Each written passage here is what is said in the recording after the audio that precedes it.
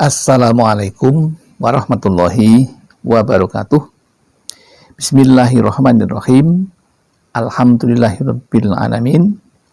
Alhamdulillahilladzi arsala rasulahu bil huda wa dinil haq liyudhhirahu 'alad dini kullihi walau karihal musyrikun.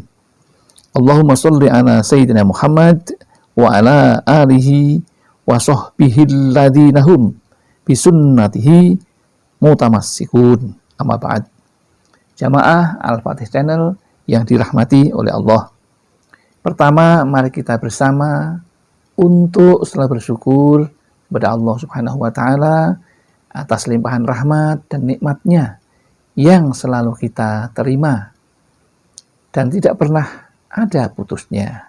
Maka mari kita syukuri bersama dengan mengucapkan kalimatul tahmid, alhamdulillahirabbil alamin. Shalawat dan salam semoga tercurah kepada baginda Rasulullah sallallahu alaihi wasallam, nabi yang kita cintai, nabi yang kita rindukan, syafaatul uzmanya ketika di dunia dan di akhirat nanti. Selanjutnya ingin kami berbagi pada saudara-saudaraku tentang ilmu yang kali ini dengan judul ingin sukses, lunas hutang atau rezeki lancar belum terkabul, maka lakukan sholat hajat dan wirid ampuh ini.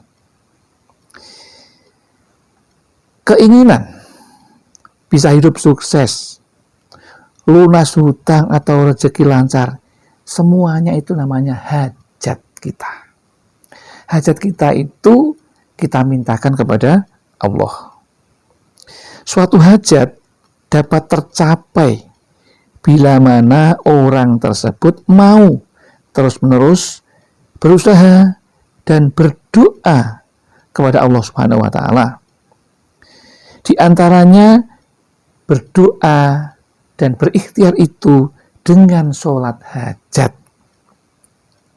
Karena Allah telah berfirman di dalam Al-Quran surat Al-Baqarah ayat 45 yang berbunyi, A'udzubillahi minasyaitonirrajim, bismillahirrahmanirrahim, wasta'inu bis-sabri was-sholati wa innaha lakabiratun illa 'alal khashi'in.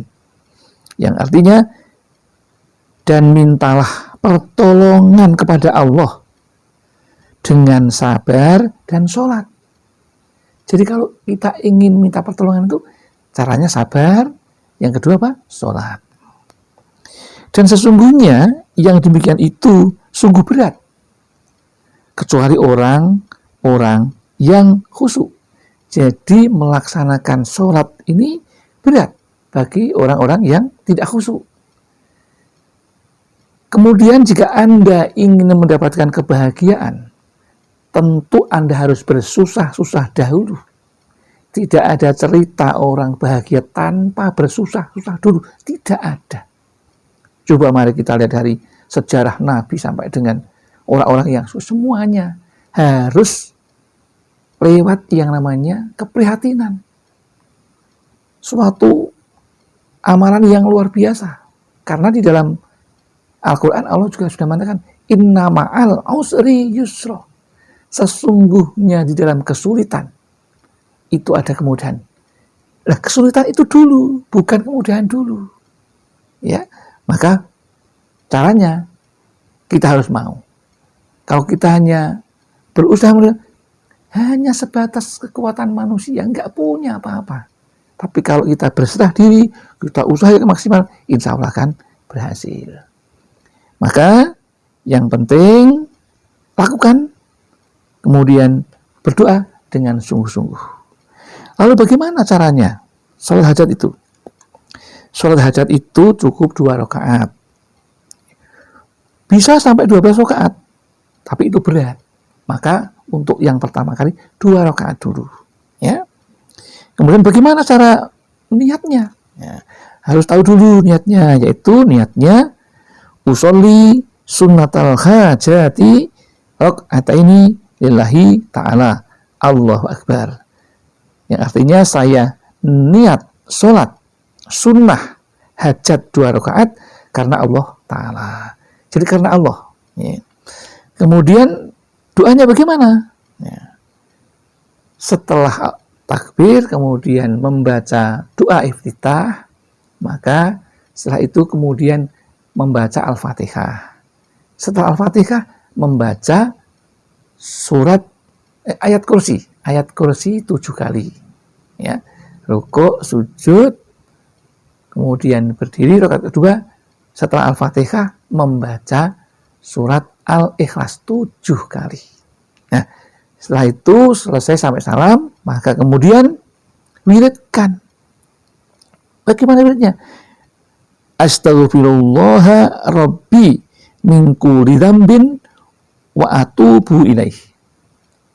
Berapa? 100 kali. Memang berat bagi orang yang tidak khusyuk, yang tidak mendapatkan petunjuk. 100 kali. Kemudian setelah itu membaca sholawat 100 kali. Allahumma sholli ala Sayyidina Muhammadin sholatar ridho wardo an ashabihir ridho. Ya, itu doanya. Ya, supaya Allah memberikan ridho. Yang artinya, ya Allah, beri karunia kesejahteraan atas junjungan kami Nabi Muhammad, kesejahteraan yang diridhoi dan diridhoilah daripada sahabat-sahabat sekalian. Setelah itu kemudian berdoa, ya, berdoa la ilaha illallah, ya, doanya la ilaha illallahul halimul karim subhanallahi rabbil arsil azim alhamdulillahi rabbil alamin as'aluka mujibati rahmatika wa azaima maghfiratika wal ghanimata min kulli birrin wassalamata min kulli ismin la tada'li dzamban illa ghafartahu wala hamman illa farajtahu wala hajatan illa hiyal laka ridon illa qadaitaha ya arhamar rahimin. Itulah doanya. Setelah itu kemudian, ya, kemudian kalau ingin artinya adalah tidak ada Tuhan kecuali Allah yang maha penyantun lagi maha mulia. Maha suci Allah, Tuhan pemelihara arsy yang agung. Segala puji bagi Allah, Tuhan seluruh alam. Kepadamu aku memohon sesuatu yang mewajibkan rahmat-Mu dan sesuatu yang mendatangkan ampunan-Mu dan memperoleh keuntungan pada tiap-tiap kebaikan dan keselamatan dari segala dosa. Janganlah Engkau tinggalkan dosa pada diriku, melainkan Engkau ampuni, dan kesusahan, melainkan Engkau beri jalan keluarnya, dan tidak pula sesuatu hajat yang mendapat kerelaanmu, melainkan Engkau kabulkan, wahai Tuhan yang maha pengasih, lagi maha penyayang. Itu artinya. Setelah Anda seperti itu, kemudian sujudlah. Sujudlah, kemudian ketika sujud membaca doa la ilaha illa anta subhanaka inni kuntu minadz dzalimin sebanyak 40 kali. Setelah itu dalam posisi sujud itu Anda mohonkan apa yang diinginkan sesuai dengan yang Anda inginkan. Setelah selesai itu kemudian berdiri, kemudian bacalah hamdalah alhamdulillahirabbil alamin, ya. Kemudian sholat hajat ini bisa dilakukan kapan saja selama bukan di waktu yang dilarang, ya. Bisa setelah subuh hingga matahari naik, boleh, ya. Jadi setelah subuh, tapi setelah matahari naik itu boleh, ya. Sampai dengan zuhur. Tapi sebelum zuhur, pada saat dzilil istiwa'i atau orang Jawa mengatakan jejak-jejak srengenge, ya, bayangan di atas kita itu nggak boleh sholat, ya. Kemudian itu kapan waktunya? waktu setelah zuhur boleh, setelah asar boleh, asalkan jangan sampai maghrib, ya. Kemudian setelah sholat maghrib boleh, setelah sholat isya boleh.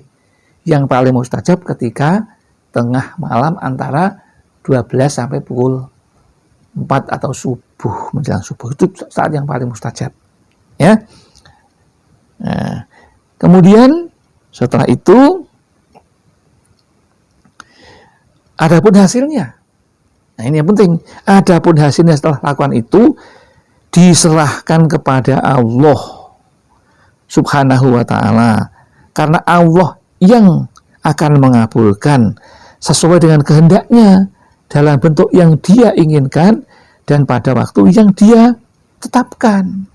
Kita harus menerima dengan ridho disertai perasaan yakin bahwa itulah yang terbaik. Setelah itu kita tunggu, kita serahkan kepada Allah, ya. Nah, itulah yang dapat kami sampaikan, dan mudah-mudahan dengan seperti itu insya Allah apa yang kita mintakan insya Allah akan terkabul dengan cara atau prihatin laku yang seperti tadi. Demikian yang dapat kami sampaikan, mudah-mudahan ada manfaatnya. Barangkali ada kesalahan dan kekhilafan, itu semua karena Allah Subhanahu wa ta'ala yang belum memberikan bimbingan kepada kami, karena kami merasa orang yang fakir akan ilmu. Namun jika Allah akan memberinya bimbingan, insya Allah apa yang kami sampaikan juga menjadi benar. Dan kalau ada kebenaran yang kami sampaikan, semua itu hanya milik Allah Subhanahu wa ta'ala. Alhamdulillah. Akhirul kalam, billahi taufik wal hidayah wal ilahi wal barakah. Wassalamualaikum warahmatullahi wabarakatuh.